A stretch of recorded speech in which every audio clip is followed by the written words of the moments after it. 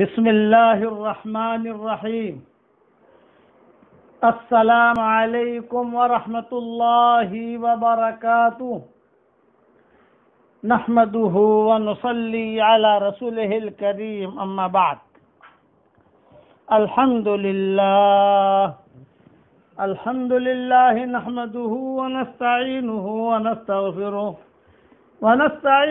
ونستغفره ونؤمن به ونتوكل عليه، ونعوذ بالله من شرور أنفسنا ومن سيئات أعمالنا ونعوذ بالله من شرور أنفسنا ومن سيئات أعمالنا ونعوذ بالله من شرور أنفسنا ومن سيئات أعمالنا.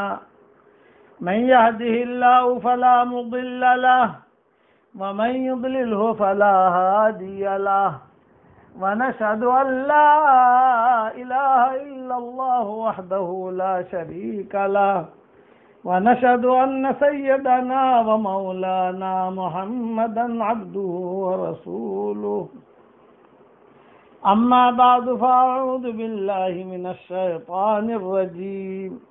بسم الله الرحمن الرحيم. إنا فتحنا لك فتحا مبينا ليغفر لك الله ما تقدم من ذنبك وما تأخر ويتم نعمته عليك ويهديك صراطا مستقيما وينصرك الله نصرا عزيزا. صدق اللہ العظیم. قابل احترام مائیں، بہنیں، بیٹیاں، بہوئیں، بچیاں اور ہمارے محترم بھائی اور ہمارے محترم ساتھی، جہاں جہاں یہ آواز پہنچتی ہے، اللہ تعالیٰ آپ کو اور ہم سب کو سلامتی والی چادر اللہ پہنا دے، اور اللہ تعالیٰ ہم سب کی گردنوں کو جہنم سے اللہ آزاد فرما دے. مضمون چل رہا تھا فتح مکہ کا.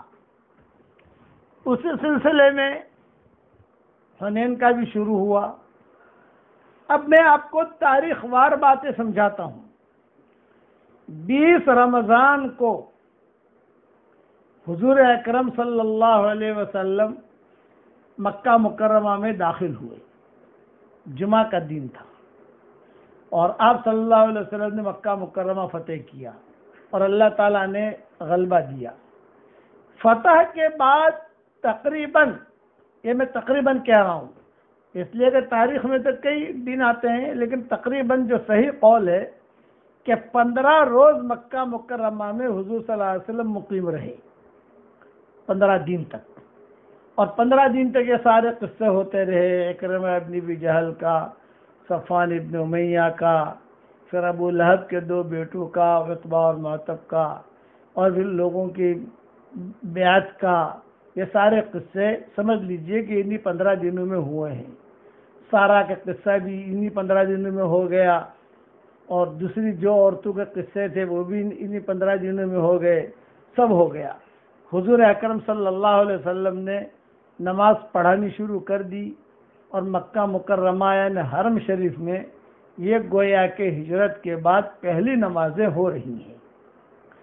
اسی دوران حضور اکرم صلی اللہ علیہ وسلم نے جب مکہ مکرمہ کے سارے کاموں سے فارغ ہو گئے، لیکن بیچ میں آپ صلی اللہ علیہ وسلم نے 25 رمضان کو خالد ابن ولید کو 30 سواروں کے ساتھ کسی طرف روانہ کیا کہ جاؤ بھائی تم وہاں جا کر جو ہے کام کرو، لوگوں کو اللہ کی طرف بلاؤ. چنانچہ کتابوں میں لکھا ہے کہ خالد ابن ولید جو ہے وہ وہاں گئے. یہ تاریخ آپ نوٹ کرتے جانا. 25 رمضان کو، 20 رمضان کو تو حضور صلی اللہ علیہ وسلم نے قبضہ کر لیا، مکہ مکرمہ فتح ہو گیا. 15 دن تک حضور صلی اللہ علیہ وسلم تو وہیں ٹھہرے رہے. لیکن اب چونکہ قرب و جوار میں بڑے بڑے جتھے تھے، بڑی بڑی بستیاں تھیں، وہ تو مکہ آ نہیں سکے. خبر تو انہیں پہنچ گئی تھی کہ مکہ مکرمہ فتح ہو گیا ہے. تو خالد بن ولید کو 25 رمضان سن 8 ہجری کو خالد ابن ولید کو حضور صلی اللہ علیہ وسلم نے 30 سواروں کی جمعیت کے ساتھ عزا وغیرہ، یہ لات، عزا، منات، یہ سارے کے سارے جو ہے یہ ان کے بڑے بڑے چودھری تھے. کبھی تم جاؤ وہاں جا کر جو ہے یہ اس کی پوجا پاٹ کرتے تھے یہ لوگ، وہاں جا کر عزا کی طرف بھیجا، کسی کو منات کی طرف بھیجا، کسی کو لات کی طرف بھیجا، کسی کو کہاں بھیجا، کسی کو کہاں بھیجا. ایسے حضور صلی اللہ علیہ وسلم نے قافلے روانہ کیے. اچھا اب جو ہے غرض کے 25 رمضان کو تو بھیجا خالد بن ولید کو، اور 26 رمضان کو بھیجا سعد بن زید الاشلی کو کہ تم منات کے پاس جاؤ، وہاں جا کر سارا کام کرو. ان کو عزا کے پاس بھیجا. غرض یہ کہ رمضان کا تمام مبارک مہینہ اسی کام میں لگا تاکہ اللہ تعالیٰ کی زمین جو ہے یہ پاک ہو جائے. زمین اللہ کی ہے، ہوا اللہ کی ہے، پانی بھی اللہ کا ہے، سب کچھ ہے. ماہ شوال میں محض تبلیغ اسلام اور دعوت حق کے لیے 350 مہاجرین اور انصار کو خالد بن ولید کے ساتھ بنی جذیمہ کی طرف بھیجا. 25 رمضان کو تو خالد بن ولید کام کر کے آ گئے، اور پھر جو ہے اب ماہ شوال میں پھر جو ہے 350 آدمیوں کے ساتھ قبیلے بنی جذیمہ کی طرف بھیجا. یہ لوگ یلملم کے قریب، یہ یلملم جو ہے میں آپ کو بتاؤں، جب پانی کے جہاز سے سفر کرتے تھے، پانی کے جہاز سے جب مکہ جدہ جاتے تھے تو یلملم آتا تھا، اور یلملم پر ہی کپتان جو ہے وہ اعلان کرتا تھا بھئی جی سب لبیک پڑھنے ہو لبیک پڑھ لے. اب ہم جو ہے حدود حرم میں داخل ہو رہے ہیں. حدود حرم کا مطلب کہ یہاں یہ میقات ہے، معروف جگہ ہے یلملم، یمن وہاں سے دکھتا ہے. تو یہ یلملم کے قریب ایک تالاب کے کنارے جس کا نام غمیسہ تھا، وہاں رہ رہے تھے ابن جذیمہ والے. خالد بن ولید نے جا کر ان کو جو ہے اسلام کی دعوت دی اور بہت اچھی طریقے سے ان کو اللہ کی طرف بلایا. لیکن یہ لوگ گھبرا گئے خالد بن ولید کو دیکھ کر، یلملم والے بہت گھبرا گئے. ارے بھی 350 آدمی آ گئے ہمارے یہاں اور یہ کیا کر رہے ہیں. تو جو ہے وہ تھوڑے سے گھبرا کر بول نہیں سکے. خالد بن ولید نے تھوڑا سا ان کو ڈانٹا، کو تھوڑا سا آپریشن بھی کیا، تھوڑا یہ کیا.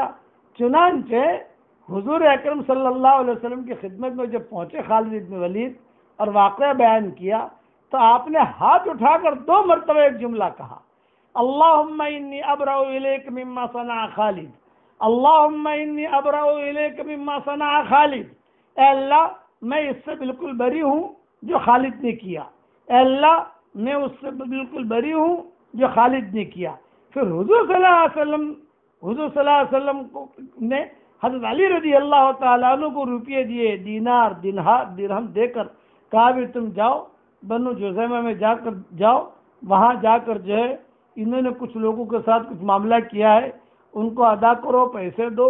حضرت علی رضی اللہ تعالیٰ عنہ خود وہاں گئے اور وہاں جا کر تحقیق کی، دریافت کیا بھئی بتاؤ خالد بن ولید آئے تھے؟ ہاں بھئی آئے تھے. کیا کیا؟ بھئی یہ کیا. حضرت علی نے کہا کہ نہیں آپ جو ہے پیسہ لے لو. چنانچہ حضرت علی نے سارا حساب کتاب وہاں چکایا اور احتیاطاً یعنی کچھ پیسے بچ گئے. مثال دے رہا ہوں، 5 لاکھ روپے کا خرچہ تھا تو 3 لاکھ تو ان کا حق نکلتا تھا بنو جذیمہ والوں کا، 2 لاکھ بچ گئے. تو خالد یہ حضرت علی رضی اللہ تعالیٰ عنہ نے وہ بھی کہا میں یہ لے کے واپس نہیں جاؤں گا، یہ بھی احتیاطاً تم پر میں تقسیم کر رہا ہوں. جب واپس آئے تو حضور صلی اللہ علیہ وسلم نے پوچھا بھی کیا ہوا علی، کیا ہوا؟ حضرت علی نے کہا کہ حضرت بہت ٹینشن میں تھے، یہ خالد نے تو یہ کیا. خالد بھی تھے وہاں کہ خالد نے تو یہ کیا. تو آپ نے فرمایا بھی میں نے تو اللہ سے برات کر لی، خالد کو یہ نہیں کرنا چاہیے تھا، لیکن آپ نے کیا کیا یہ بتاؤ. چنانچہ حضرت علی نے کہا بھی میں نے تو جو ہے آپ نے جتنے پیسے دیے تھے اس پر وہ تو ان کا تو جس کو جو دینا تھا وہ تو دے دیا، لیکن پھر بھی پیسے بچ گئے تو میں نے کہا واپس لے کر کیوں جاؤں، انہی میں تقسیم کر دوں. چنانچہ پورے کے پورے قبیلے میں سارا کا سارا میں نے تقسیم کر دیا. جب یہ کہا تو حضور صلی اللہ علیہ وسلم بہت خوش ہوئے اور کہا اصبت واحسنت، اصبت واحسنت، اصبت واحسنت، ارے واہ واہ واہ واہ، اس کا ترجمہ بھی محاوری کر رہا ہوں، ارے واہ واہ واہ واہ واہ واہ، بہت اچھا کام کر کے آیا تو بہت خالد بن ولید بیٹھے ہوئے تھے وہاں، ان کی بھی تھوڑی سی یعنی حضور صلی اللہ علیہ وسلم نے اصلاح کر لی بھی، دیکھو یہ کام کر کے آیا، کوئی ٹینشن نہیں، کچھ بھی نہیں، پیسہ بھی تقسیم کر دیا، یہ اخلاق تھے حضور اکرم صلی اللہ علیہ وسلم کی۔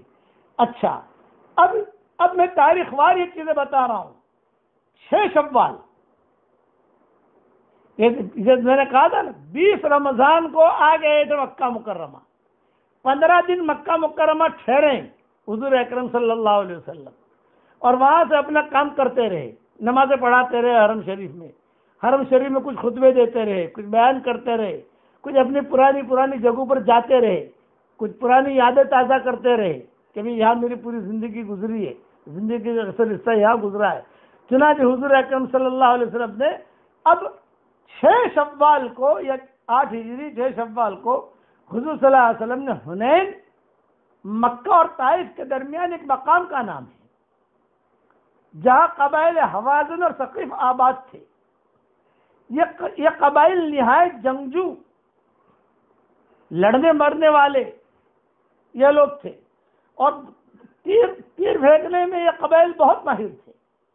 تو حضور اکرم صلی اللہ علیہ وسلم نے 6 شوال کو، اب تاریخ اب دیکھتے رہنا، 8 ہجری اور 6 شوال کو، 15 کو آئے، 20 کو آئے تھے، 15 دن قیام کیا، سفر کا ارادہ کیا کہ چلو تیر انداز سے فتح مکہ کے خیال سے پیدا ہوا کہ کہیں آپ ہم پر حملہ نہ کر دیں، اس لیے مشورے سے طے پایا کہ قبل اس کے کہ آپ ہم پر حملہ آور ہوں، ہم کو چل کر آپ پر حملہ کر دینا چاہیے۔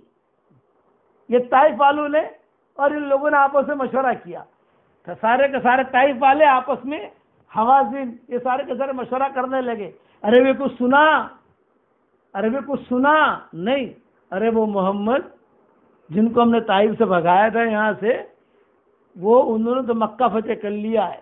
ارے مکہ یعنی اتنی بڑی چیز انہوں نے قبضہ کر لی؟ ہاں، اور دیکھو اگر اب بھی تم نے تیاری نہ کی تو پھر تمہاری باری بھی ہے۔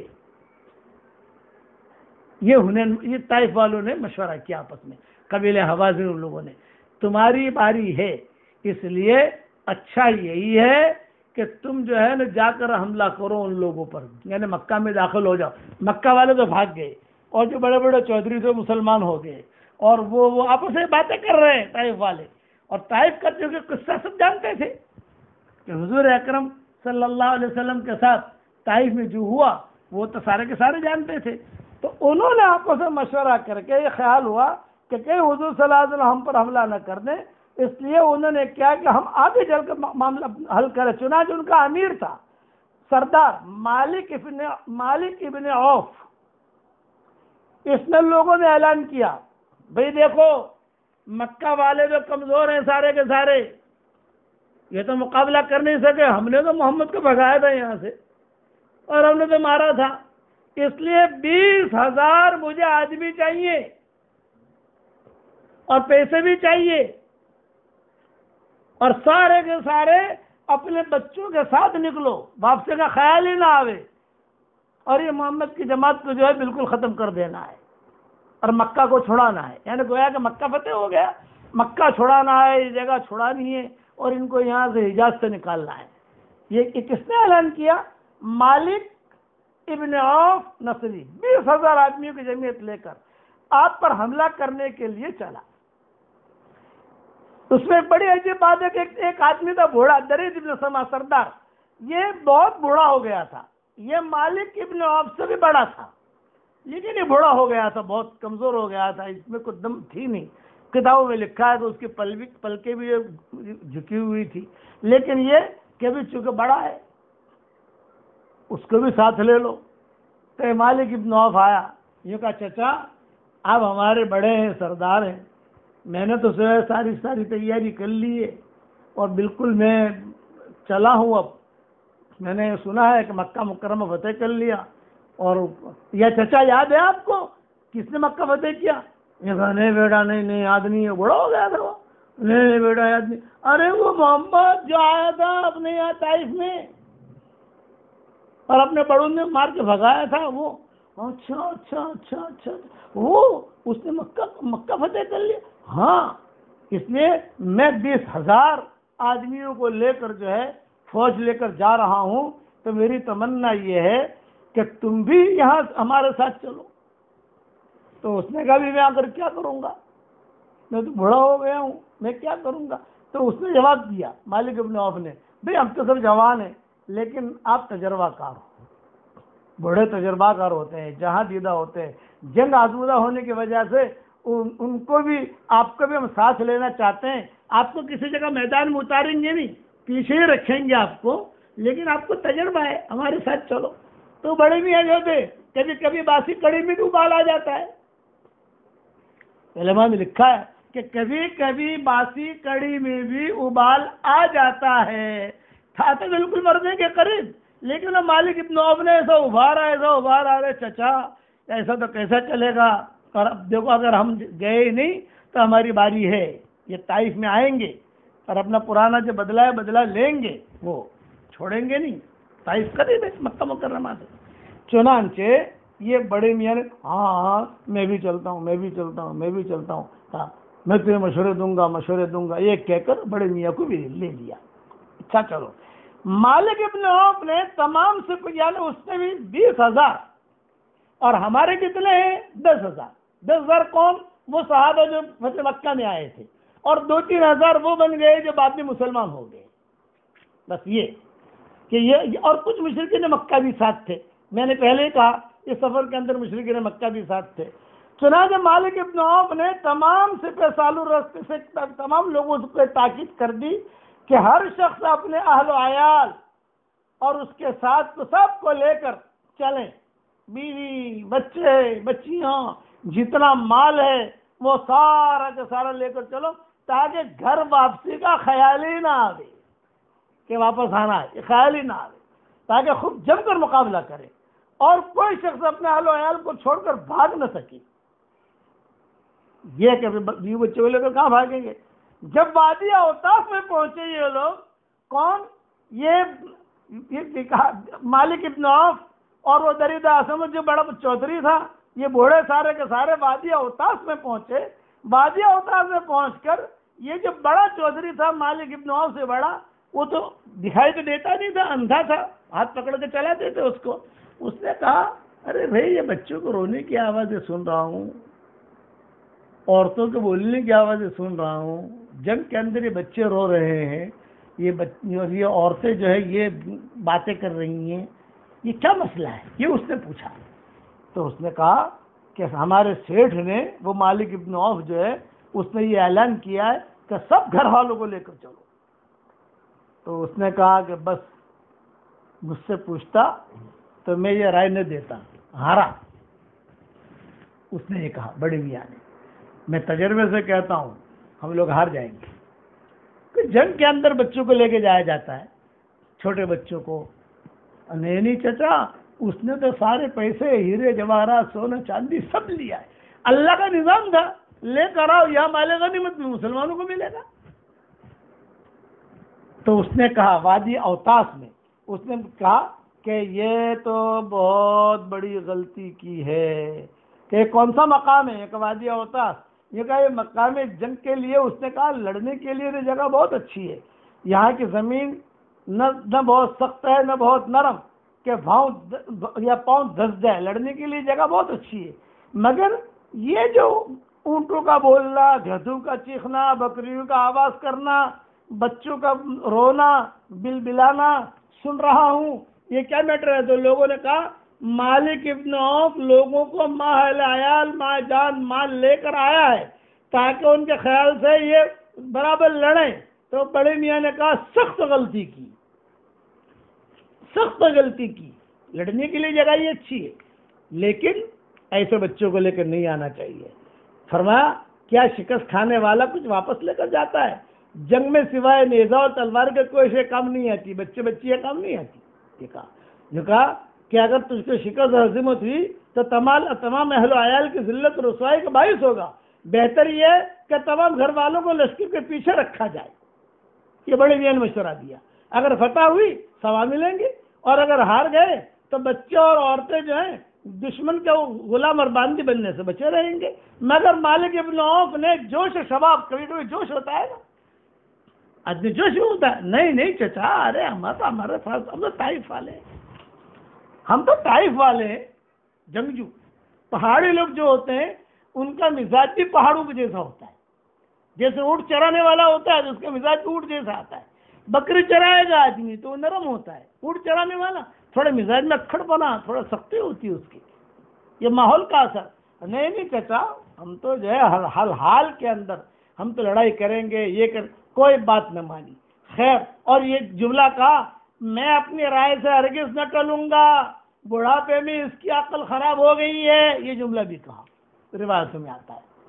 وہ بڑی میاں سن رہے تھے، ارے مجھے پاگل بنا رہا ہے یار، مجھے لایا محبت میں کہ ذرا آپ کا تجربہ کام لگے گا، اور یہ مجھے پاگل بنا رہا ہے. چنانچہ کتابوں میں لکھا ہے حضور اکرم صلی اللہ علیہ وسلم کو جب ان حالات اور واقعات کی اطلاع پہنچی تو حضور صلی اللہ علیہ وسلم نے عبداللہ ابن حضرت اسلمی کو تحقیق اور تفتیش کے لیے روانہ کیا کہ تم جا کر ذرا دیکھو کیا ہو رہا ہے. 6 شوال تھی، یہ تاریخ یاد رکھنا، 6 شوال 8 ہجری. چنانچہ تو حضور صلی اللہ علیہ وسلم روانہ کیا. جب وہاں پہنچے تو وہ آ کر حضور صلی اللہ علیہ وسلم کو ان کی جنگی تیاریوں کی اطلاع دی. تب آپ نے بھی مقابلے کا سامان شروع کیا اور صفوان ابن امیہ سے 100 درہیں آپ نے اسی وقت منگوائی، جو میں قصہ کہہ چکا ہوں. 8 شوال، یہ ذہن میں رکھنا، 8 شوال 8 ہجری، یہ دونوں یہ پوائنٹ ذہن میں رکھنا.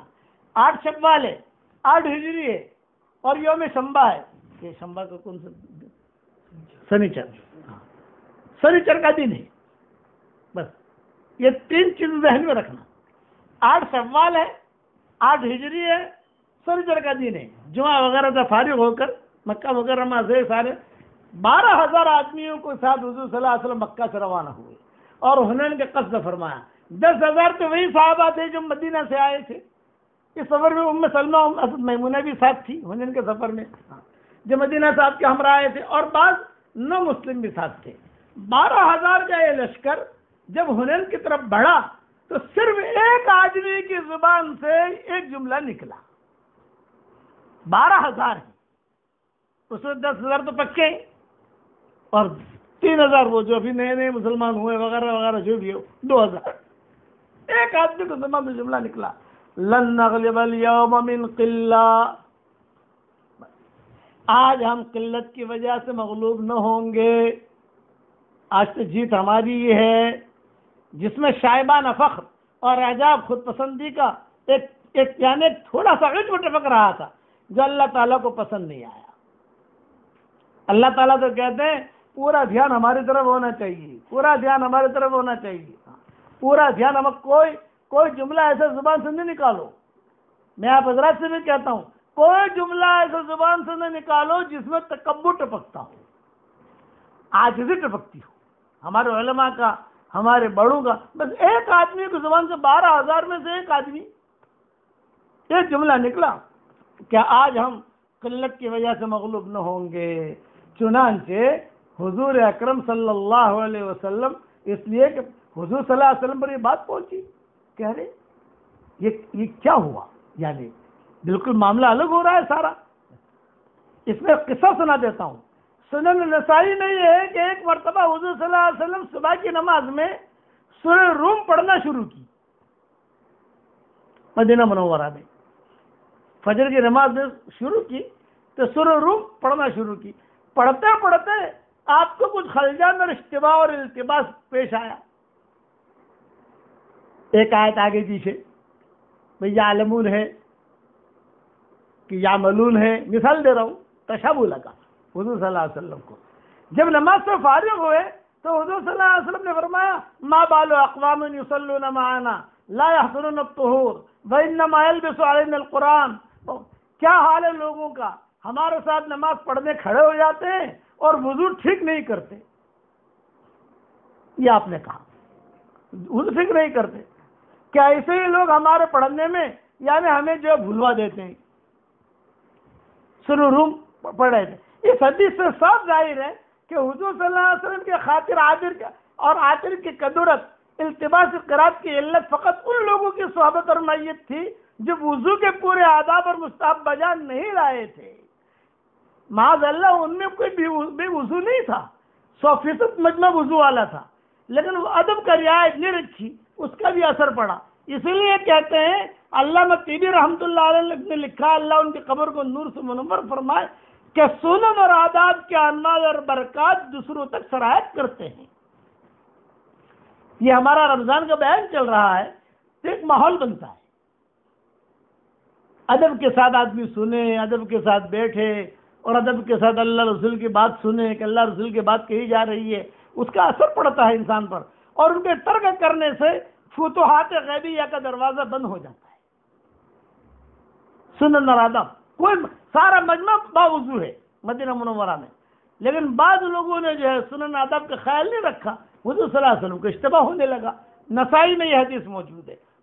اور اگر سنن آداب کو چھوڑ دیتا ہے آدمی تو فتوحات غیبیہ کا دروازہ بند ہو جاتا ہے، اور بعض اوقات اس کا اثر دوسروں تک متعدی ہوتا ہے کہ اس شخص کی وجہ سے دوسرا شخص خیرات اور برکات اور انوار و تجلیات سے محروم ہو جاتا ہے. اس لیے آداب کا خوب خیال رکھنا چاہیے. اس پر جو ہے اللہ تعالیٰ کی طرف سے یہ آیتیں نازل ہو گئی. وَيَوْمَ حُنَيْنٍ إِذْ أَعْجَبَتْكُمْ كَثْرَتُكُمْ فَلَمْ تُغْنِ عَنْكُمْ شَيْئًا وَضَاقَتْ عَلَيْكُمُ الْأَرْضُ بِمَا رَحُبَتْ ثُمَّ وَلَّيْتُمْ مُدْبِرِينَ ثُمَّ أَنزَلَ اللَّهُ سَكِينَتَهُ عَلَى رَسُولِهِ وَعَلَى الْمُؤْمِنِينَ وَأَنزَلَ جُنُودًا لَّمْ تَرَوْهَا وَعَذَّبَ الَّذِينَ كَفَرُوا وَذَلِكَ جَزَاءُ الْكَافِرِينَ. حنین کے دن کو یاد کرو جبکہ تمہاری کثرت نے تم کو خود پسندی میں ڈال دیا، پس وہ کثرت تمہارے کچھ کام نہ آئی. زمین باوجود وسیع ہونے کے تم پر تنگ ہو گئی، پھر تم تم پیڑ پھیر کر بھاگے. اس کے بعد اللہ نے اپنی خاص تسکین اتاری اپنے رسول پر اور اہل ایمان کے قلوب پر، اور ایسے لشکر اتارے جن کو تم نے نہیں دیکھا، اور کافروں کو بے ایمانوں کو سزا دی، اور یہی سزا ہے بے ایمانوں کی. بس لشکر اسلام جو تھا سنیچر کی رات تک وادی حنین میں پہنچا. قبائل حوازن ثقیف دونوں جانب بڑی بڑی تلواروں کے ساتھ چھپے بیٹھے تھے. مالک ابن عوف نے ان کو پہلے ہی سے کہہ دیا تھا کہ دیکھو اپنی چیزیں جو ہے بالکل تیار رہنا، وہ لوگ آ رہے ہیں، بالکل جو ہے ان کو چھوڑنا مت. کہ مالک ابن عوف اللہ طائف کا رستہ یہ پہاڑوں کا ہے، پہاڑیاں ہی پہاڑیاں ہیں، تو جو ہے یہ یہاں پہاڑیوں کی طرف بھی بیٹھے ہیں، وہاں بھی بیٹھے ہیں، سارے کے سارے جو ہے. اور یہ صبح جب پہنچیں گے تو صبح ان پر چنانچہ 20,000 لوگوں نے دفعتاً حملہ کر لیا، جس سے مسلمانوں کا لشکر بالکل منتشر ہو گیا. صرف 10-12 آدمی حضور صلی اللہ علیہ وسلم کے ساتھ رہے. میں نے 2 دن پہلے کہا تھا 2 رہے، 2 نہیں، روایتوں میں 10-12 ہیں کہ 10-12 رہے. اور کون تھے وہ؟ ایک تو ابو بکر، ایک حضرت عمر، ایک حضرت علی، ایک حضرت عباس، اور ایک فضل ابن عباس، اور ایک اسامہ ابن زید جو حضور صلی اللہ علیہ وسلم کے خاص خادم تھے، اور چند آدمی اور تھے. حضرت عباس آپ کے خچر کی لگام تھامے ہوئے تھے، اور ابو سفیان ابن حارث جن کا تذکرہ میں نے کیا تھا وہ رکاب پکڑے ہوئے تھے. جو لوگ مکہ سے آپ کے ساتھ آئے تھے بے ایمان بھی ساتھ تھے نا، اور کچھ نو مسلم بھی ساتھ تھے. یہ قصہ سننے جیسا ہے کہ بے ایمان بھی ساتھ تھے اور نو مسلم بھی ساتھ تھے. تو جو لوگ مکہ سے آپ کے ساتھ آئے تھے وہ اچانک دیکھا ارے محمد ہار گیا، ارے سارے کے سارے بھاگ گئے. تو آپس میں چیمے گوئیاں کرنے لگے. اس میں ابو سفیان بھی تھے، حالانکہ مسلمان ہو گئے تھے لیکن نو مسلم تھے بھی.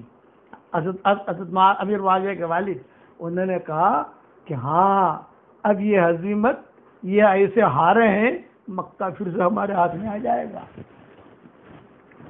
یہ ابو سفیان نے کہا کہ مکہ پھر سے ہمارے ہاتھ میں آ جائے گا، اور بالکل جو ہے یعنی اب بھاگ جب کوئی ہے ہی نہیں، سارا جیسا ختم ہو گیا.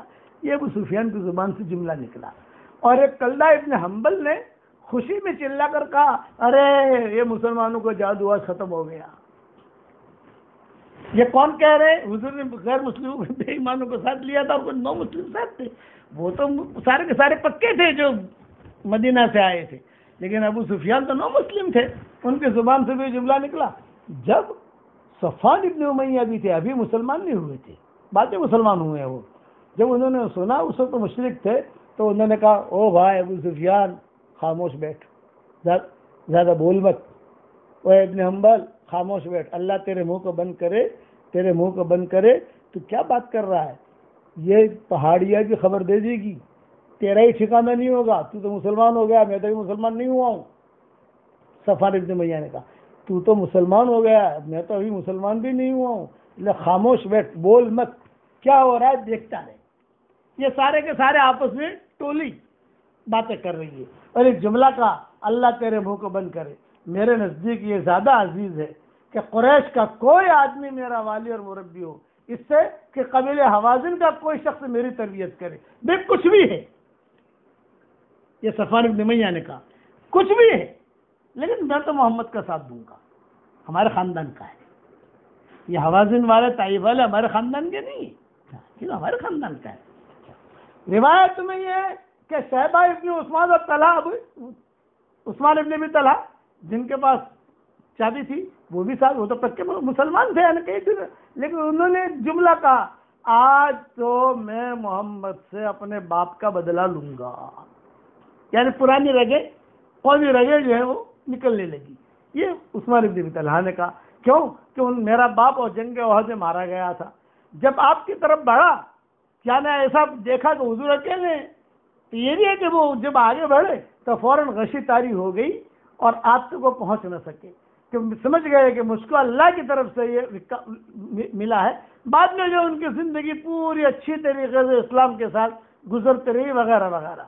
جب قبائل اور حوازن ثقیف نے ایک دم سے ہلہ بولا اور مسلمان ہر طرف سے یعنی ان پر بارش کی طرح تیر برسنے لگے تو پیر اکھڑ گئے.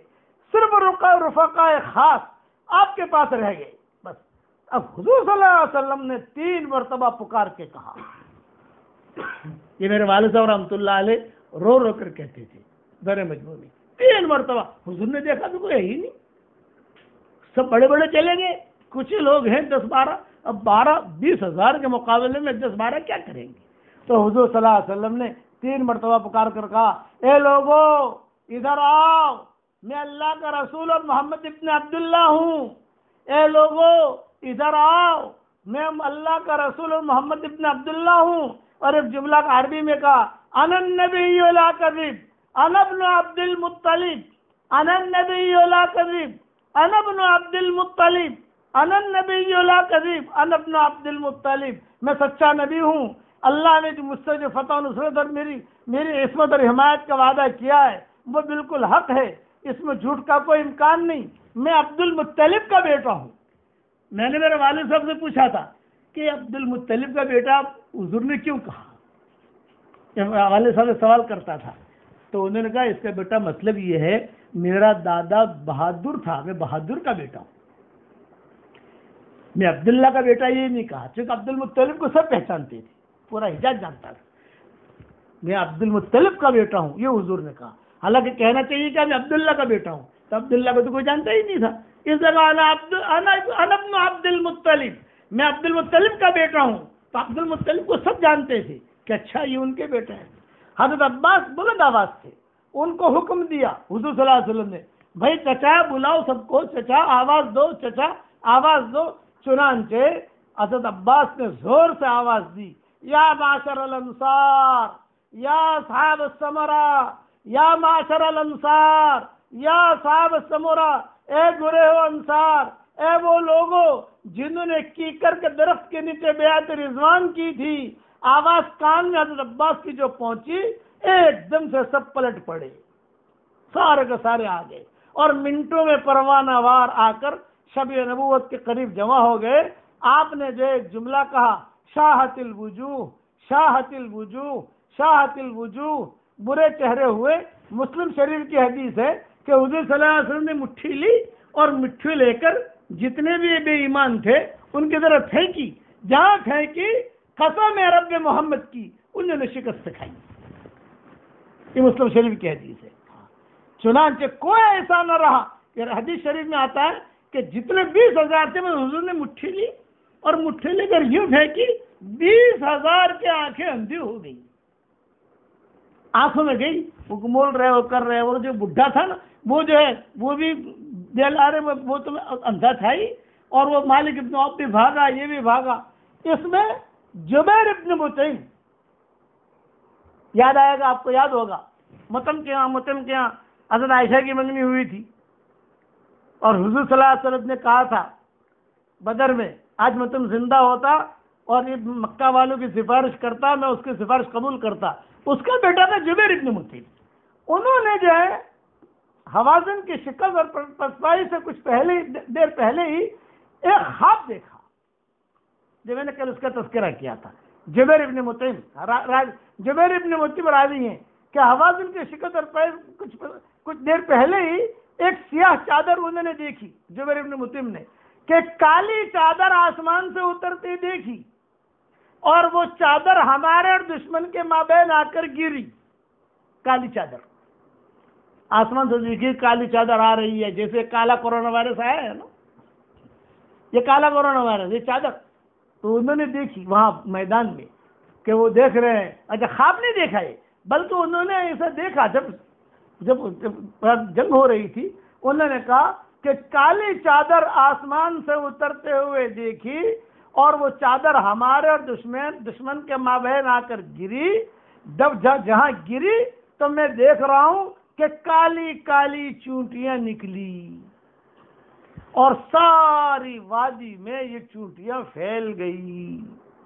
مجھ کو ان کے فرشتے ہونے میں ذرہ برابر شک نہ تھا، ان کا اترنا تھا کہ دشمنوں کے ایمانوں کی شکست ہوئی۔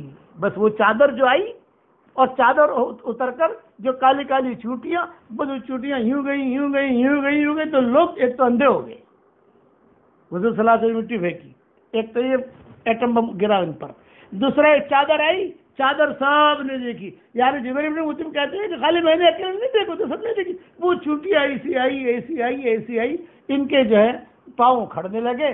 اس کے بعد کیا ہوا انشاءاللہ کل مضمون پورا کروں گا انشاءاللہ۔ اس میں حضور صلی اللہ علیہ وسلم بھی کچھ خواب دیکھ رہے ہیں، ابھی اگلے مضمون بہت ہیں۔ بس آپ یہ ذہن میں رکھنا، 8 شوال سن 8 ہجری اور سنیچر کا دن یہ حنین کا قصہ ہوا ہے۔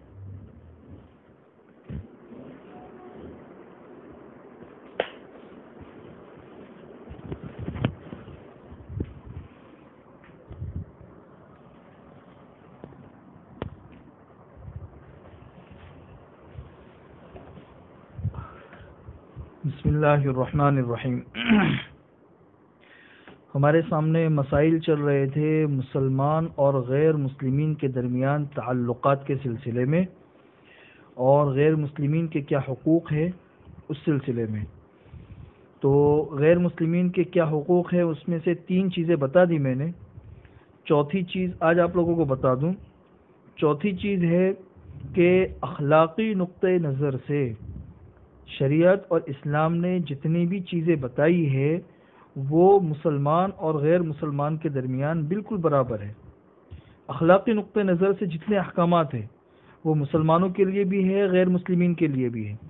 جیسے مثلا آپ کو بتاؤں کہ دھوکہ دینا حرام ہے، تو جس طریقے یہ حکم ہے یہ اخلاقی نقطہ نظر سے، تو جس طریقے سے مسلمان کو دھوکہ دینا حرام ہے اسی طریقے سے غیر مسلم کو دھوکہ دینا بھی حرام ہے۔ جھوٹ بولنا جس طریقے سے مسلمان کے سامنے جائز نہیں ہے اسی طریقے سے غیر مسلم کے لیے بھی جائز نہیں ہے۔ غیبت کرنا جس طرح مسلمان کی غیبت کرنا جائز نہیں ہے اسی طریقے سے غیر مسلم کی غیبت کرنا بھی جائز نہیں ہے۔ بہرحال کہنے کا مقصد یہ ہے کہ اخلاقی نقطۂ نظر سے جتنی چیزیں بتائی گئی ہے اس میں مسلمان اور غیر مسلم یہ دونوں کے دونوں برابر ہے۔ اگر کسی مسلمان سے وعدہ کیا گیا تو جس طریقے سے اس وعدے کو پورا کرنا ضروری ہے اسی طریقے سے اگر کسی غیر مسلم سے کوئی وعدہ کیا گیا ہے تو اس وعدے کو پورا کرنا بھی ضروری ہے۔ اسی لیے ہمارے فقہائے کرام نے اگر غیر مسلم حکومت ہو تو اس حکومت میں اگر ہم رہتے ہیں تو رہنے کا مطلب یہ ہے کہ ہم سے معاہدے کیے ہیں کہ شریعت کے خلاف جو ان کے قوانین نہیں ہوں گے ان کو ہم مانیں گے۔ اس لیے حکومت کے وہ قوانین جو شریعت کے خلاف نہیں ہے اس میں ان کی اطاعت کرنا ضروری ہے، اس لیے کہ وعدہ ہے اور وعدے کو پورا کرنا ضروری ہے۔ اس کی دو مثالیں سنت سے آپ لوگوں کو پیش کروں۔ ایک تو حضور اکرم صلی اللہ علیہ وسلم نے ایسے موقعوں پر بھی غیر مسلمین سے کیے گئے وعدوں کو پورا کیا ہے جبکہ ان وعدوں کو پورا کرنے میں بظاہر مسلمانوں کا نقصان تھا، اس کے باوجود بھی حضور اکرم صلی اللہ علیہ وسلم نے ان وعدوں کا خیال رکھا۔ چنانچہ اس کی دو مثال بیان کروں۔ ایک مثال تو ہے تو بہت ساری مثالیں، ایک مثال کے طور پر دو چیزیں پیش کرتا ہوں۔ غزوہ بدر میں حضرت حذیفہ ابن یمان اور ان کے والد حضرت حسیل، یہ دونوں کے دونوں حضور اکرم صلی اللہ علیہ وسلم اور صحابہ کرام کے ساتھ ملنے کے لیے آ رہے تھے غزوہ بدر میں، اور وہ آ رہے تھے مشرکین مکہ کے پیچھے کے راستے سے۔ قریش مکہ نے ان دونوں کو دیکھ لیا، پکڑ لیا، کہا کہ بھئی کہاں پہ جا رہے ہو؟ انہوں نے کہا کہ بھئی ہم حضور کے پاس، صحابہ کرام کے پاس جا رہے ہیں۔ بہت منت سماجت کے بعد ان لوگوں نے چھوڑا، لیکن اس شرط پر چھوڑا کہ تم اس جنگ کے اندر شریک نہیں ہوں گے، اس شرط کے اوپر ان کو چھوڑ دیا۔ بہرحال یہ دونوں حضرات حضور اکرم صلی اللہ علیہ وسلم کے پاس آئے، حضور اکرم صلی اللہ علیہ وسلم نے ساری باتیں پوچھی، تو اس میں انہوں نے کہا کہ بے آخر میں ان لوگوں نے چھوڑا ہے یہ وعدہ لے کر کہ تم اس بدر کے اندر شریک نہیں ہونا۔ تو بدر کے اندر صحابہ کرام تھے 313 اور سامنے قریش مکہ کا جو لشکر تھا وہ ان کے 3 گنا زیادہ تھا۔ ایک ایک فرد کی مسلمانوں کو ضرورت تھی، اس کے باوجود بھی حضور اکرم صلی اللہ علیہ وسلم نے ان دونوں صحابہ سے کہا کہ بھئی آپ لوگ چلے جاؤ، جو وعدہ کیا گیا ہے اس وعدے کو پورا کرو۔ یہ ہے۔ دوسری بہت عام مثال ہے جو سب لوگوں کو پتہ ہے، صلح حدیبیہ کے موقع پر ابھی صلح چل رہی تھی، سہیل بن عمرو بیٹھا ہوا تھا اور حضور اکرم صلی اللہ علیہ وسلم بھی تھے۔ بات یہ چل رہی تھی کہ بھئی مسلمان ہو کر مکہ سے کوئی بھی شخص مدینہ منورہ جائے گا تو مسلمان اسے واپس کر لیں گے۔ ابھی یہ معاہدہ پورا بھی نہیں ہوا تھا کہ ابو جندل رضی اللہ تعالیٰ عنہ آ گئے اور بیڑیاں بندھی ہوئی تھی، تو جو سہیل بن عمرو تھا اس نے کہا کہ بھئی دیکھو ہمارا معاہدہ ہو رہا ہے، ان کو اسی حال میں واپس کرو، یہ مکہ سے آئے ہیں۔ حضور اکرم صلی اللہ علیہ وسلم نے سہیل بن عمرو سے درخواست بھی کی کہ بھئی ان کو تم میرے لیے چھوڑ دو، لیکن وہ نہیں مانا۔ حضور اکرم صلی اللہ علیہ وسلم نے کہا کہ بھئی دیکھو ہم معاہدے کے مطابق ان کو واپس کر دیتے ہیں، جبکہ ان کے اوپر جو ظلم ہو رہا ہے وہ بھی حضور اکرم صلی اللہ علیہ وسلم نے دیکھا، اس کے باوجود بھی حضور اکرم صلی اللہ علیہ وسلم نے اس وعدے کو پورا کیا۔ تو اس سے پتہ چلتا ہے کہ ایفاء عہد اور اخلاقی نقطہ نظر سے جتنی چیزیں ہیں وہ مسلمانوں کے لیے بھی ہے اور غیر مسلمین کے لیے بھی ہے۔ پھر اس کے بعد تعلقات آتے ہیں، کچھ سماجی تعلقات آتے ہیں، کچھ تجارتی تعلقات آتے ہیں، کچھ معاشی اور سیاسی تعلقات آتے ہیں۔ تو اس میں آگے بڑھنے سے پہلے میں آپ لوگوں کو اتنا بتا دوں کہ اگرچہ اسلام نے غیر مسلمین کے حقوق بتائے ہیں، لیکن اسلام جو ہے وہ بالکل موم کی ناک کی طرح نہیں ہے کہ اس کو جس طرف موڑو مڑ جائے۔ شریعت میں اور اسلام میں اتنی لچک بھی نہیں ہے کہ مکمل ہم اپنا تشخص کھو بیٹھے، ہم اپنا امتیاز ختم کر دیں اور مکمل ہم غیروں کی طرح بن جائیں۔ بالکل اتنی لچک بھی اسلام کے اندر اور ہمارے مذہب کے اندر نہیں ہے۔ چنانچہ حضور اکرم صلی اللہ علیہ وسلم نے اور ہمارے اسلام نے بہت سی ایسی تعلیمات بھی دی ہے کہ جن سے پتہ چلتا ہے کہ اسلام کی نگاہوں میں یہ بات ہے کہ مسلمان اپنا تشخص باقی رکھے، اپنی پہچان باقی رکھے اور ایمان کے اوپر باقی رہے۔ چنانچہ اس کی بہت ساری مثالیں ہیں۔ حضور اکرم صلی اللہ علیہ وسلم نے ایک واضح حدیث کے اندر ارشاد فرمایا، من تشبہ بقوم فہو منہم، جو انسان اپنا تشخص کھو کر کسی اور کی طرح مشابہت اختیار کرتا ہے تو وہ دوسری قوم میں سے ہو گیا، اس کا ہمارے اسلام سے کوئی تعلق نہیں۔ اسی طرح حضور اکرم صلی اللہ علیہ وسلم نے دیکھا کہ یہ قریش مکہ ہے، یہ داڑھیاں کاٹتے ہیں اور مونچھیں بڑھاتے ہیں۔ حضور نے صحابہ کرام سے کہا کہ بھی ان کی مخالفت کرو، تم لوگ جو ہے نا مونچھیں کترواؤ اور داڑھیاں بڑھاؤ۔ تاکہ ان کی مخالفت ہو جائے اور مسلمان کی اپنی شناخت باقی رہے۔ قریش مکہ جو تھے وہ پگڑیاں اس طرح پہنتے تھے کہ سر کے نیچے ٹوپی نہیں باندھتے تھے، ڈائریکٹ پگڑی باندھتے تھے۔ حضور اکرم صلی اللہ علیہ وسلم نے ارشاد فرمایا کہ تم لوگ ٹوپی پہنو اور اس کے اوپر پگڑی پہنو تاکہ ان کی مخالفت ہو جائے اور تمہارا تشخص باقی رہے۔ مدینہ منورہ میں حضور اکرم صلی اللہ علیہ وسلم نے 10ویں محرم کو روزہ رکھا۔ صحابہ کرام نے آ کر کہا کہ حضرت اس دن تو یہ یہودی بھی روزے سے ہے۔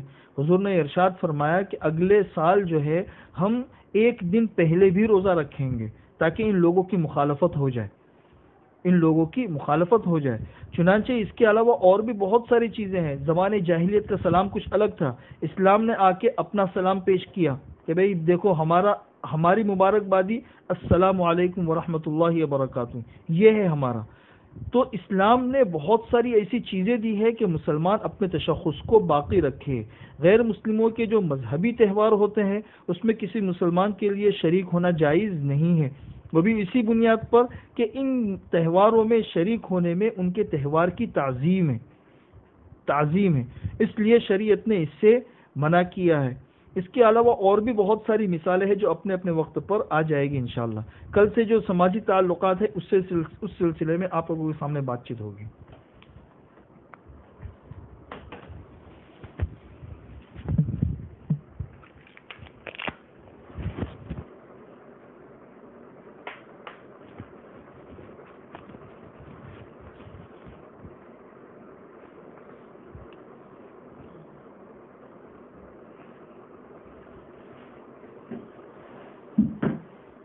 اللهم صل على محمد وعلى آل محمد كما صليت على إبراهيم وعلى آل إبراهيم إنك حميد مجيد.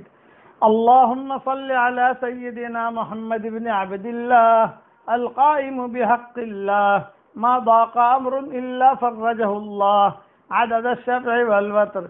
جزا الله عنا سيدنا محمد صلى الله عليه وسلم بما هو أهله. یا رب صل وسلم دائما ابدا على حبيبك خير الخلق كلهم. لا الہ الا اللہ العظیم الحلیم، لا الہ الا اللہ رب العرش العظیم، لا الہ الا اللہ رب السماوات ورب الارض ورب العرش الكریم. اللهم الف بين قلوبنا واصلح ذات بيننا واهدنا سبل السلام ونجنا من الظلمات إلى النور وجنبنا الفواحش ما ظهر منها وما بطن وبارك لنا في أسماعنا وأبصارنا وقلوبنا وأزواجنا وذرياتنا وتب علينا إنك أنت التواب الرحيم. وجعلنا شاكرين لنعمتك مثنين بها قابليها واتمها علينا. اللهم اغفر لنا وارحمنا وارض عنا وتقبل منا وادخلنا الجنة ونجنا من النار واصلح لنا شأننا كله. اللهم اصلح لنا ديننا واغفر لنا ذنوبنا ووسع لنا في دارنا وبارك لنا فيما رزقتنا. اللهم إنا نسألك مما عندك وافض علينا من فضلك وانشر علينا رحمتك وأنزل علينا من بركاتك. اللهم إنا نعوذ بك من كل عمل يخزينا. اللهم إنا نعوذ بك من غنى يطغينا. اللهم إنا نعوذ بك من صاحب يردينا. اللهم إنا نعوذ بك من أمل يلهينا. اللهم إنا نعوذ بك من فقر ينسينا.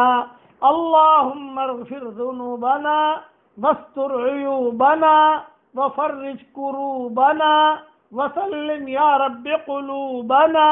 اللهم متعنا بديننا وعقولنا وصحة أبداننا واحفظ يا إلهنا ألسنتنا وأسماعنا وأبصارنا حتى نلقاك. اللهم اشرح لنا صدورنا ويسر لنا أمورنا وارفع اللهم قدرنا وطهر ذكرنا واجبر كسرنا وامحو وزرنا ونور قلوبنا ونور قبورنا وردنا بقضائك وقدرتك وأعذنا من الجبن والبخل والأنانية والكبر والرياء والهوى وأجرنا من ذل الاستدانة وخيانة الأمانة ومن خسة المكان والمكانة ومن نسيان الجميل أو إنكاره بالتضليل والطف بعاجل لطفك بنا فيما قضيت به علينا اللهم لا تثقل بنا ولا تثقل علينا اللهم اعتق رقابنا من النار اللهم اعتق رقابنا ورقاب آبائنا ورقاب أمهاتنا ورقاب إخواننا ورقاب أخواتنا ورقاب أبنائنا ورقاب بناتنا ورقاب زوجاتنا ورقاب حفائدنا ورقاب جميع المسلمين والمسلمات من النار يا عزيز يا غفار اللهم إنك عفو تحب العفو فاعف عنا اللهم إنك عفو تحب العفو فاعف عنا اللهم إنك عفو تحب العفو فاعف عنا لا إله إلا أنت سبحانك إنا كنا من الظالمين یا ذا الجلال والاکرام۔ اے اللہ ہمارے گناہوں کو معاف فرما، اے اللہ ہماری خطاؤں سے درگزر فرما، اے اللہ یہ مغفرت کا عشرہ تو رخصت ہو گیا، اب عتق من النیران کا عشرہ ہے، یہ بھی چل رہا ہے، یہ بھی جا رہا ہے، کچھ دنوں کے بعد یہ بھی چلا جائے گا اور اس کو وہ بھی تیرے پاس پہنچ جائے گا۔ اے اللہ تو ہم سب کو معاف فرما دے، اے اللہ ہماری گردنوں کو جہنم سے آزاد فرما دے، ہمارے ماں باپ کی گردنوں کو جہنم سے آزاد فرما دے، ہمارے بھائی بہنوں کی گردنوں کو جہنم سے آزاد فرما دے، ہمارے بیٹے بیٹیوں کے گردنوں کو جہنم سے آزاد فرما دے، ہمارے پوتے پوتیوں کے گردنوں کو جہنم سے آزاد فرما دے، ہمارے نواسے اور نواسیوں کے گردنوں کو جہنم سے آزاد فرما دے، ہماری بیویوں کے گردنوں کو جہنم سے آزاد فرما دے، ہمارے علماء کے گردنوں کو جہنم سے آزاد فرما دے، ہمارے مشائخ کے گردنوں کو جہنم سے آزاد فرما دے۔ اے اللہ جن لوگوں کا ہم پر حق اور احسان ہے ان کی گردنوں کو جہنم سے آزاد فرما دے۔ اے اللہ ہمارے چچا اور چچیوں کے گردنوں کو جہنم سے آزاد فرما دے، ہمارے دادا اور دادیوں کے گردنوں کو جہنم سے آزاد فرما دے، ہمارے نانا اور نانی کے گردنوں کو جہنم سے آزاد فرما دے۔ اے اللہ ہماری پھوپھی اور پھوپھاؤں کے گردنوں کو جہنم سے آزاد فرما دے، ہماری خالہ اور ماموں کے گردنوں کو جہنم سے آزاد فرما دے۔ اور اے اللہ اس مبارک رات میں جتنے مسلمان مرد اور عورتیں دنیا سے رخصت ہو چکے اسلام کی حالت میں اور اس وقت میں جو زندہ ہیں ان سب کی گردنوں کو تو جہنم سے آزاد فرما دے، اور قیامت تک جتنے مسلمان اسلام کی حالت میں رہیں اسلام کی حالت میں مریں ان کے لیے بھی ان کی گردنوں کو بھی جہنم سے آزاد فرمانے کا پروانہ لکھ دے۔ تیرے نزدیک کوئی مشکل نہیں ہے، تیرے نزدیک کوئی مشکل نہیں ہے۔ اے اللہ ہم کہاں جہنم کی آگ برداشت کر سکیں گے؟ معمولی پاؤں میں تکلیف ہوتی ہے برداشت نہیں کر سکتے، معمولی سر میں تکلیف ہوتی ہے برداشت نہیں کر سکتے، معمولی بخار آتا ہے برداشت نہیں کر سکتے، کانٹا چبھتا ہے برداشت نہیں کر سکتے، کہاں قبر کا عذاب برداشت کریں گے اور کہاں جہنم کا دھواں برداشت کریں گے؟ ہم نے کتابوں میں پڑھا ہے کہ وہاں جہنم میں ایسے بڑے بڑے سانپ ہیں کہ ایک مرتبہ بھی زمین پر پھنکار مار دے تو ان کے زہر کی وجہ سے قیامت تک گھاس کا اگنا بند ہو جائے۔ ان کا زہر ایسا خطرناک ہے کہ قیامت تک گھاس نہیں اگے گی۔ اے اللہ کہاں ہم برداشت کریں گے؟ اے اللہ یہ عتق من النیران کا عشرہ چل رہا ہے، جہنم سے آزادی کا عشرہ چل رہا ہے۔ اے اللہ تیرا کوئی پارٹنر نہیں ہے، تیرا کوئی شریک نہیں ہے، تجھے کسی سے مشورہ نہیں کرنا ہے، تجھے کسی سے پوچھنا نہیں ہے، تجھے کسی کو منانا نہیں ہے، تیرا تو چاہ لینا کافی ہے۔ اس مبارک رات میں اے اللہ جتنے میں نے کہے ہم سب کی گردنوں کو تو جہنم سے آزاد فرما دے۔ تیرے فرشتوں کو آرڈر کر دے کہ جتنے آمین کہہ رہے ہیں یا بعد میں آمین کہیں، قیامت تک جتنے آئیں ان سب کے گردنوں کو تو جہنم سے آزاد فرما، ہمارے سارے رشتہ داروں کے گردنوں کو جہنم سے آزاد فرما۔ ہم نے کتابوں میں پڑھا ہے کہ جب تیری طرف سے ایک حکم ہو جاتا ہے، وہ حکم ہو جاتا ہے، پھر کوئی اس کو بدلنے والا نہیں ہوتا۔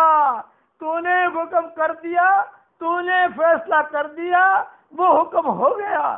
اے اللہ ہم تو تجھ سے درخواست کر سکتے ہیں، پوری امت کے مردوں اور عورتوں کو گناہوں کو معاف فرما، اور اس مبارک رات میں ہم سب کی گردنوں کو تو جہنم سے آزاد فرما دے۔ جتنے مسلمان اسلام کی حالت میں دنیا سے رخصت ہوئے ہیں، خاص طور سے یہ کرونا کی بیماری کی وجہ سے جو دنیا سے چلے گئے، ہمیں خبریں آتی ہیں آج فلاں جگہ اتنے جنازے اٹھے، آج فلاں جگہ اتنے جنازے اٹھے۔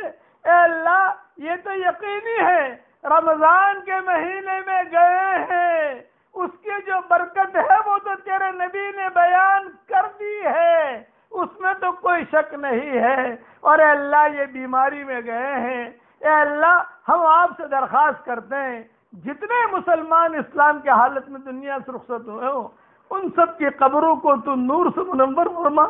اے اللہ ان سب کی قبروں کو تو نور سے منور فرما، ان کے درجات کا بلند فرما، کروٹوں انہیں آرام نصیب فرما، ان کی ہڈی ہڈی کو جنت نصیب فرما۔ ہم نے کتابوں میں پڑھا ہے جو قبرستان میں ہے، شہر خاموش لوگوں کے شہر میں جو ہے وہ انتظار کرتے ہیں رمضان کی دعائیں ہمیں ملے، کوئی ہمارے لیے دعا کرے ان مبارک راتوں میں۔ اے اللہ تو قادر مطلق ہے، اے اللہ وہاں پر مغفرت کی چادر پھیلا دے۔ اے اللہ اگر ان کے قبر میں ان کے گناہوں کی وجہ سے عذاب ہو رہا ہو، اے اللہ عذاب بھی تیرے حکم سے ہوتا ہے، تجھے تو کسی سے پوچھنا ہی نہیں ہے، اے اللہ تجھے تو کسی سے مشورہ ہی نہیں کرنا ہے، تو ہر چیز کا مالک ہے، تیرا تو اللہ کو صرف کہہ دینا ہو جا۔ ہم تو مانگنے والے فقیر ہیں، ہم تو خاندانی فقیر ہیں، اے اللہ ہم تو خاندانی فقیر ہیں، تیرے دروازے پر صبح مبارک رات میں آئے ہیں۔ آج کی رات حرمین شریفین میں طاق راتوں میں ہے، ہمارے یہاں اگرچہ طاق رات نہیں ہے، ہم تو 10 رات تجھے پکارتے رہیں گے۔ ہم نے کتابوں میں پڑھا ہے دروازہ کھٹکھٹائے جاؤ، چاہے کوئی کھولے یا نہ کھولے، ہم تو تیرا دروازہ کھٹکھٹاتے رہیں گے۔ اس لیے ہمیں تو تیرا دروازہ کھٹکھٹانے میں بھی مزہ آتا ہے، ہمیں تو تیرا دروازہ کھٹکھٹانے میں بھی مزہ آتا ہے۔ اور تو کریم ہے، تو رحیم ہے، تیرے دروازے پر 100 کا قاتل آیا تو نے معاف کر دیا، بدکار عورت آئی تو نے معاف کر دیا، سارا جیسے عورت آئی تو نے معاف کر دیا، اکرمہ جیسا آیا تو نے معاف کر دیا، صفوان ابن امیہ جیسا آیا تو نے معاف کر دیا، تو نے اچھوں کو معاف کیا ہے۔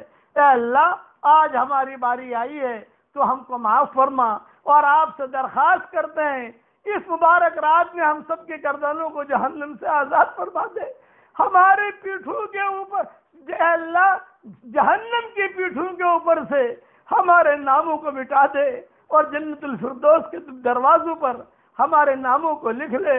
اللہم حرم وجوہنا علی النار، اللہم حرم اجسادنا علی النار، اے اللہ ہمارے جسموں پر جہنم کی آگ کو حرام قرار دے دے، اے اللہ ہمارے بدنوں پر جہنم کی آگ کو حرام قرار دے دے۔ اللہم حرم وجوہنا علی النار، اللہم حرم اجسادنا علی النار۔ اے اللہ یہ ہماری زندگی کا آخری رمضان نہ ہو، بلکہ ہمیں کئی رمضان مل رہے ہوں اور ہم تجھے پکار رہے ہوں، جہاں جہاں تیرے بندے اور بندیاں آمین کہہ رہی ہیں ان کے دل کی دھڑکنوں کو تو جانتا ہے، ان کے سانسوں کو تو جانتا ہے، اور ان کے دل کے تمناؤں کو تو جانتا ہے۔ اے اللہ آج کی مبارک رات میں ہمیں خالی ہاتھ واپس نہ لوٹا۔ اے اللہ یہ بڑی راتوں میں سے رات ہے، آخری عشرہ جاگنے کا ہوتا ہے، آخری عشرہ کھیل کود کا نہیں ہوتا، آخری عشرہ اچھے اچھے کھانے پکانے کا نہیں ہوتا۔ ہم تو تجھے پکارتے رہیں گے، ہم کیوں دھیان دیں اس طرف کہ دروازہ کھلے نہ کھلے؟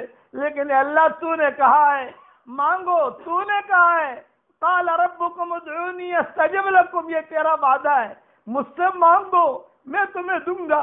جو مانگنے والے اور مانگنے والیاں ہوتی ہیں تجھے ان سے بہت محبت ہوتی ہے، اور تو نے خود نے کہا ہے وَإِذَا سَأَلَكَ عِبَادِي عَنِّي فَإِنِّي قَرِيبٌ أُجِيبُ دَعْوَةَ الدَّاعِ إِذَا دَعَانِ، میرے بندے اور بندیاں جب مانگتے ہیں تو ان کو کہہ دو میں بہت قریب ہوں۔ اے اللہ آپ بہت قریب ہیں، ہماری آنکھیں آپ کو نہیں دیکھ سکتی، آپ کی آنکھ ہر وقت ہمیں دیکھتی ہے۔ یہ مجمع اگر تجھے دیکھ لیتا، یہ عورتیں اگر تجھے دیکھ لیتی، تجھے لپٹ جاتی اور کہتی کہ اللہ اب تو معاف کر دے، اے اللہ اب تو معاف کر دے، اب تو معاف کر دے، اب تو معاف کر دے۔ اور اے اللہ جو بیماری دنیا میں پھیل رہی ہے ان بیماری سے پوری انسانیت کو تو نجات دے دے۔ پوری اے اللہ کئی لوگ آئی سی یو میں ہیں، کئی لوگ بیمار ہیں، کئی لوگ ہسپتال میں جا نہیں سکتے، خرچہ کہاں سے کریں؟ اے اللہ لیکن تو قادر مطلق ہے، تو قادر مطلق ہے۔ اے یونس علیہ السلام کی مچھلی کے پیٹ میں حفاظت کرنے والے، اور اے یوسف علیہ السلام کو جیل میں عزت دینے والے، اور اے ایوب علیہ السلام کی بیماری میں حفاظت کرنے والے، شفا دینے والے، اے وہ پاک ذات یہ کرونا بیماری بھی تیری تعریف بیان کرتی ہے۔ اے اللہ یہ کرونا بیماری بھی تیری تعریف بیان کرتی ہے، جتنی مخلوق ہے وہ تیری تعریف بیان کرتی ہے، جس شکل میں ہو۔ اے اللہ یہ بیماری بھی تیری تعریف بیان کرتی ہے۔ اے اللہ اس بیماری کو تو زمینوں سے اٹھا لے اور اسفل سافلین میں داخل فرما دے۔ اے اللہ جو مانگا وہ عطا فرما، مانگنے سے رہ گیا وہ عطا فرما، جس کے دل میں جو جائز مرادیں ہوں عافیت سے ان کے مرادوں کو پوری فرما کر اس میں خیر کی شکلیں اور صورتیں پیدا فرما، اور اپنے فضل و کرم سے ہماری ساری دعاؤں کو قبول فرما۔ سبحان ربک رب العزت عما یصفون وسلام علی المرسلین والحمد للہ رب العالمین۔